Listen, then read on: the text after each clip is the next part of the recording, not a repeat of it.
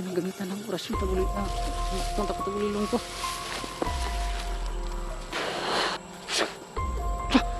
Ikaw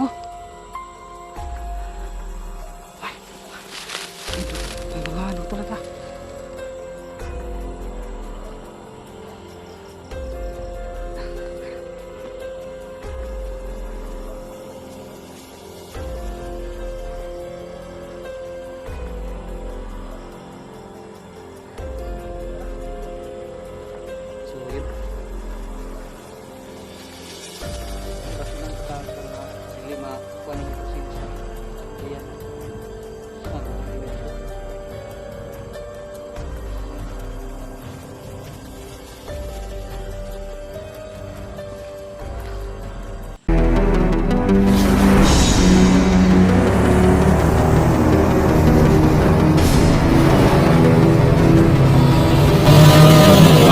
Adventures TV.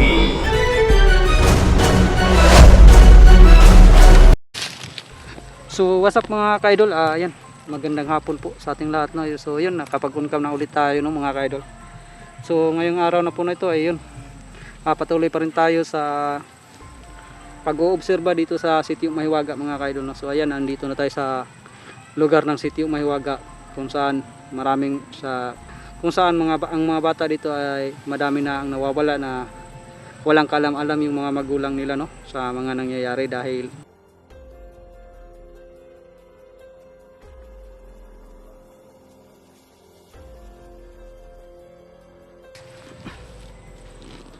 kagaya nga ng sinabi ni Tatang Ermitanyo sa atin na ano, nag-aakala yung mga magulang na nandito pa yung mga anak nila sa katabi nila, sa bahay nila, pero ang totoo ay wala na. So nagmamalikmata lang sila, mga idol, no? So yan, napakalaki din tong eryang to, no, ang Sitio Mahiwaga. Kaninang umaga, mga ka-idol, ay umiikot tayo, no, sa kabuuan ng Sitio Mahiwaga. So yun, wala tayong naano, no, kaya ng umaga. So ngayon lang kaya tayo nakapag-uncam ulit ngayon dahil sa may nahagip akong presensya, itim na presensya, mga ka-idol, no, na nagmumula dito banda, nagmumula dyan banda, mga ka-idol. Kaya yun yung pupuntahan natin ngayon dahil baka mambibiktima na naman ang mga itim na elemento, no. Kaya ngayon ay kailangan nating mapuksa yung ginagawa ng mga itim na elemento, at saka sana ay malaman na rin natin kung saan nila dinadala yung mga bata, no, yung mga kinukuha nila, at sana ay buhay pa yung mga batang yun, mga ka-idol. So yan, yun nga lang ay yun, simula kayo ng umaga hanggang ngayon ay ngayon lang tayo nakaramdam na ang pwersa ng itim na elemento, mga ka-idol, no. Kaya siguro ay baka kilong-kilom na sila kung umaatake, no, kumukuha ng mga bata. So yun, ito po yung area ng kung saan natin na ano, no, dito banda yun, eh. Kaya kailangan nating magmasdang maigi tong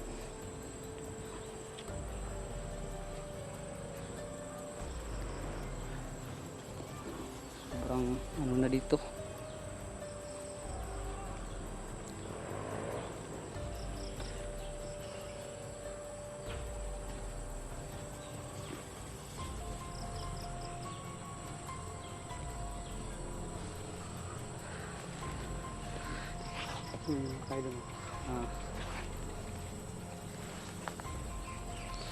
So yung mga kaidol, may nararamdaman tayo para malapit na, kaya kailangan natin mag-ingat ng maigi nito.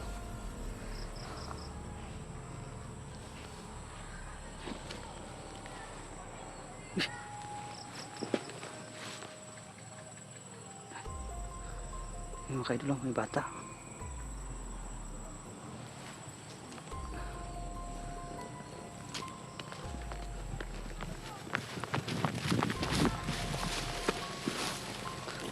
Parang nagmumula sa kanya yung ano, mga ka-idol, yung itim na elemento, yung persa ng itim na elemento. Tsaka parang nagsasalita siya ng mag-isa.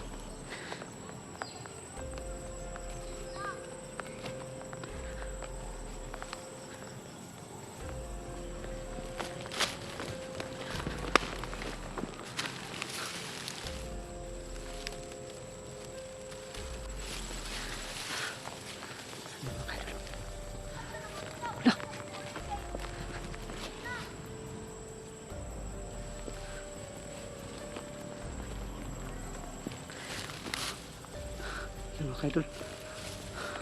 Sa tingin ko rin na rin bata ito. Pero ang kaso lang ay parang may mga kasama to. Kasi parang lumulugnot. Gusto niya parang may kasama na hindi natin nakikita mga kaidol, no? Kaya kailangan siguro nating anuhin to, gamitan ng pampawala ng oras yung tagulilong. Baka nagtatagulilong ang mga itim na elemento para makita natin kung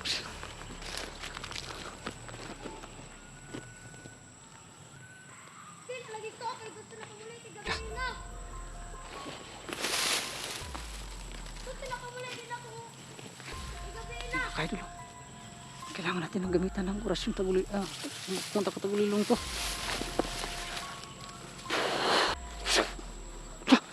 Ikaw, may mga ano talaga.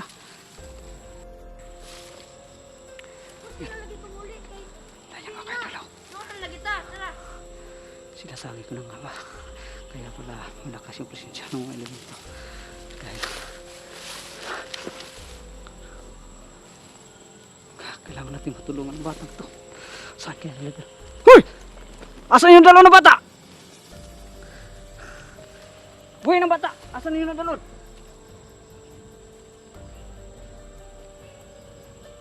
Ligan! Ayaw ko ba sa lahat kayo sinuwakan? Kabalo ba ka mga tao? Nailimin ko na. Asan yung pandala ang mga bata?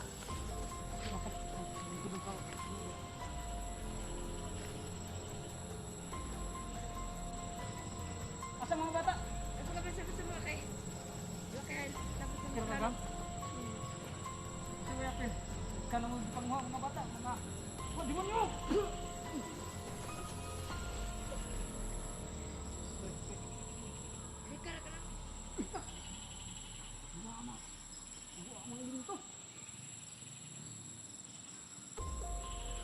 Kira ka gang? So yun mga kaidol, no? Buti na lang at naabutan natin tong batang to. Yan. Huwag kang umiyak. Ay hilak gang kay luwas na ka. Ako sang kuano ni kung asa na tong mga ming kuha sa imuha.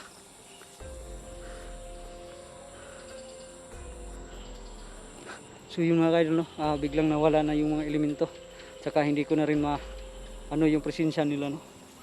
So yun, buti na lang at nabutan natin itong batang ito. Taga-asa man ka gang? Taga-diri ara ka sa City Mahiwaga gang? Oh yeah. Nga naman uban ng pagkaato nila nga dapat waka kuan may ganyan kinapsan pataka masigunda na po ang takag biktima kagat kauban parehas sa mga bata. Pero yung mga kaidol, kailangan nating hindi malarma ang mga tao dito sa sa City Mahiwaga dahil kung magkaganon ay baka mano yung mga magulang sa mga batang nawawala.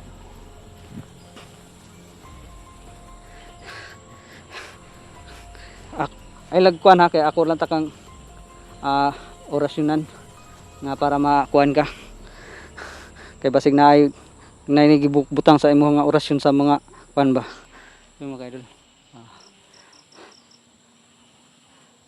Orasyonan muna natin itong bata para makauwi na to sa kanila.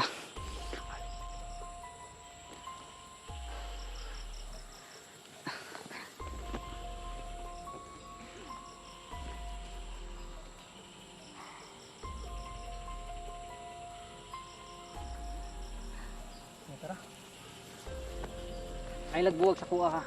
Ay. Sa di pangalan mo gang para magka kwanta. Sa pangalan mo. Dian. Oh, yun. Huwag kang matakot sa akin biyan no. Ayaw kadlok sa kuha. Na ako diriya para mutabang sa inyo ha. Kay nakabalita na ko diriya nga kuan di pahinga muna tayo. Baka ano yun lang ano no, may biscuit tayo dito.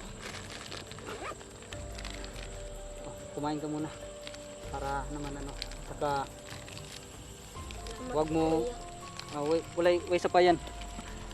Ang ako lang nga ikakuwanta sa imo nga kayo lang sa ayo pagtabi-tabi sa na hitabo ni mo na kay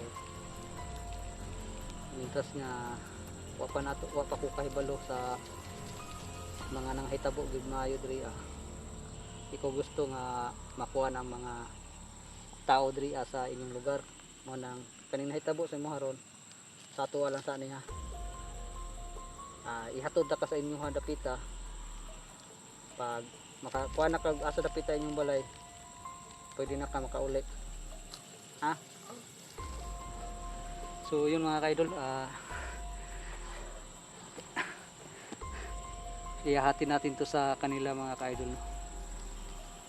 At sunod biyan wag ayaw naguban og basig aso kuan ka ha ug kinsa man nga mga bata nga makigkuan sa imo ha ayaw dali og uban kay aron di ka maparehas sa imong hitabo ron mo na ni experience nimo nga angay nimo nga makuanan. So tara.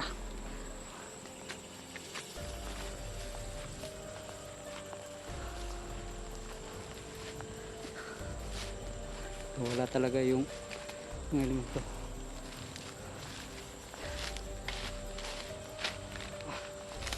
Isa. Yun mga kaidol, may nararamdaman na naman tayong enerhiya ng mga itim na elemento. At saka sa tingin ko ay hindi lang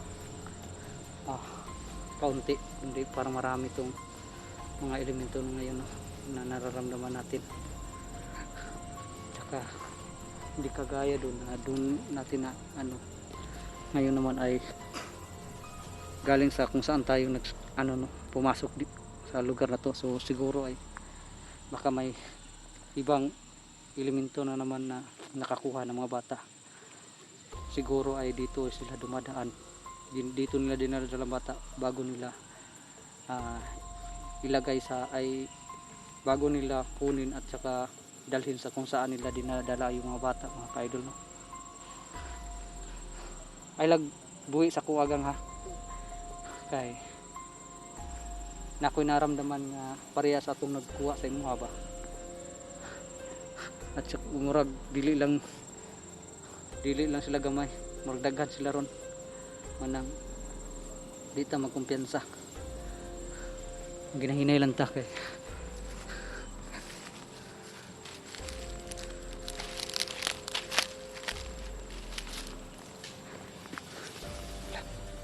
yun, may mga kalsos tayong naririnig mga kaidol. Hindi natin pwede itong pabayaan ng bata. Kailangan natin maprotektahan to para maihatid natin sa mga magulang niya no?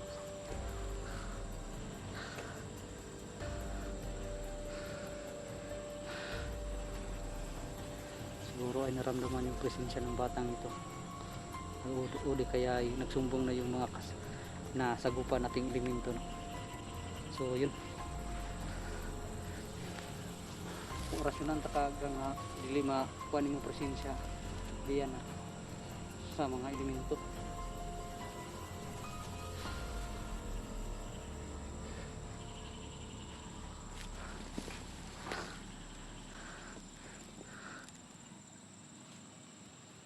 Tara, hinay-hinay ta.